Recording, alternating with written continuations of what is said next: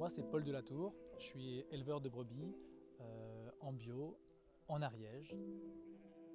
J'ai choisi l'élevage parce que j'aime être dehors, j'aime être en lien avec le vivant, avec les chiens, les moutons.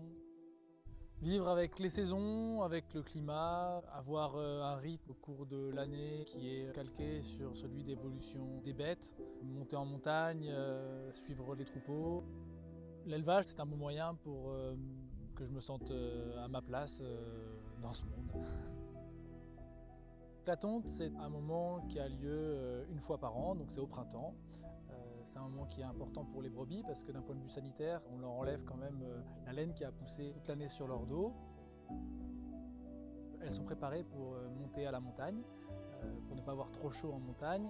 Et en même temps, on le fait au printemps suffisamment tôt pour qu'elles aient suffisamment de centimètres de laine sur le dos pour ne pas avoir trop froid. C'est un moment où on rencontre les tondeurs, des éleveurs qui viennent nous aider, les trieurs et trieuses qui viennent récolter la laine.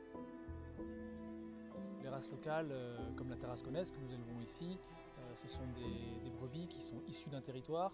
On a autant de moutons, j'ai envie de dire, que de fromage en France. On n'est pas dans une démarche ici d'uniformisation des fibres et des races de moutons. On a envie vraiment de partir de ce que les éleveurs ont choisi d'élever dans leur ferme et valoriser vraiment la laine issue de ces troupeaux. La laine pousse dans nos champs.